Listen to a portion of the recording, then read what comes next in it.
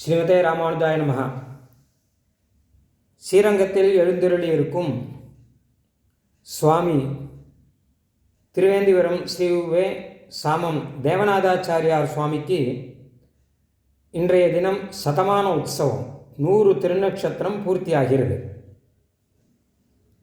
இந்த சுவாமிக்கு சமீபத்திலே ஜிஎஸ்பிகே என்கிற அமைப்பின் சார்பிலே வாழ்நாள் சாதனையாளர் என்கிற விருதத்தை சமர்ப்பிக்கக்கூடிய பாக்கியம் இருந்தது.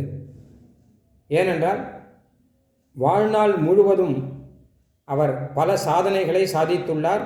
இன்று 100வது திருநக்ஷத்திரம் பூர்த்தியாகி அவர் நம்மை அனுகிரகித்து கொண்டு எழுந்தருளியிருக்கிறார். இந்த சுவாமியினுடைய சாதனைகள் பார்த்தோமானால், முதலாவது சாமவேதத்தை பூர்ணமாக அத்தியனம் செய்து மைசூர் சமஸ்தானத்திலே பரீட்சை எல்லாம் கொடுத்து சலக்ஷண கணபாடி என்கிற விருதத்தை பெற்றவர். அது மட்டுமில்லாமல் வேதமூர்த்தி, வேத கல்பத்ருவம் முதலான பல விருதங்களை பல சம்ஸ்தையிலிருந்து பெற்றவர் சுவாமி. இரண்டாவது, தாம் அத்தியனம் செய்தது மட்டுமல்லாமல் அதை பல சிஷ்யர்களுக்கு சொல்லிக் கொடுத்தவர். குறிப்பாக ஸ்ரீரங்கம் ஸ்ரீமத் ஆண்டவன் கலாசாலையிலே சாமவேத அத்தியாபகராக இருந்து பல சிஷ்யர்களுக்கு சாமவேதம் சொல்லிக் கொடுத்தார்.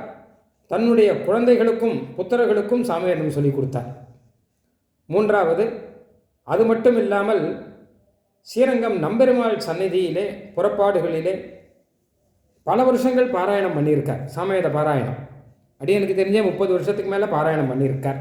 அங்கே 30-40 வருஷம் பாராயணம் பண்ணியிருக்கார். விசேஷமான பாராயணம் நம்பெருமாள் சந்நிதியிலே. அது மட்டும் இல்லாமல் பல திவ்ய தேசங்களிலே, திருவேந்திபுரம் முதலான திவ்ய தேசங்கள், அது மட்டும் இல்லாமல் ஸ்ரீமத் ஆண்டவன் ஆசிரமம், ஸ்ரீமத் அகோபிலவடம் முதலான சம்ஸ்தைகளிலே திருநக்ஷத்திராதி வைபவங்கள் நடக்கும்போது அங்கெல்லாம் விசேஷமாக இவருடைய தலைமையில்தான் சாமவேத பாராயணமே நடக்கும். அப்படி ஆனந்தமாக கேட்டுக்கொண்டிருக்கலாம். அப்படி நடத்தி தந்தவர் என்பது.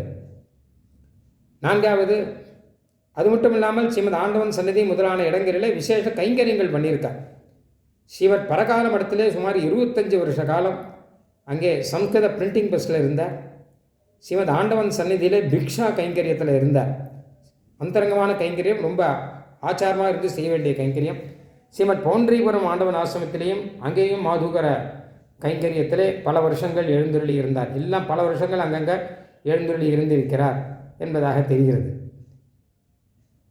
இது விசேஷமாக ஆச்சாரத்தோடு செய்ய வேண்டிய கைங்கரியம். அடுத்த விஷயம் அதுதான். ரொம்ப வைதிகர், பரம வைதிகர். காவேரி ஸ்நானம் தவறமாட்டார். அது மட்டும் இல்லாமல் எப்போவுமே பூணூலும் கையுமாக இருப்பார். பரமசுத்தர். ஸ்ரீரங்கத்தில் அந்த காலத்தில் இந்த பரமசுத்தர்கள், அதில் இந்த சுவாமி முக்கியமானவர். நல்ல வைதிகர்களுக்கு அடையாளம் கையில் எப்போவுமே பூணூல் இருக்கும். யஜ்ஞோபைத்தம் நூற்றுன்னு இருப்பார். அவர்கிட்ட போனால் சுத்தமான பூணூல் கிடைக்கும். அந்த மாதிரியாக இருக்கக்கூடியவர். ஆச்சார அனுஷ்டானங்களிலே துளிவும் குறைவில்லாமல் விசேஷமாக நடத்தி கொண்டிருந்தார் அப்படிங்கிறத பார்க்கிறோம்.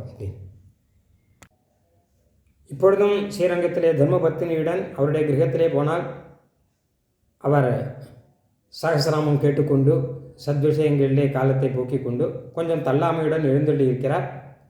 இன்றைய தினம் ஆடி சுவாதி விஸ்வாவச வருஷம் கருட ஜெயந்தி தினம். இந்த தினத்திலே அந்த சுவாமியுடைய சதமான உற்சவத்தை கொண்டாடுகிறார்கள். நாமும் கலந்து கொள்கிறோம். நேரிருந்து சேவிக்கக்கூடிய பாக்கியம் அது இல்லாதவர்களும் மனசினாலே நம் சம்பிரதாயத்திலே மகானாக இருக்கக்கூடிய இந்த சுவாமியை ஸ்மரித்து அவருடைய அனுகிரகத்தை பெற்றுக்கொள்ளலாம். ஸ்ரீமதே நிகமாந்த மகாதேசிகாய நமஹ.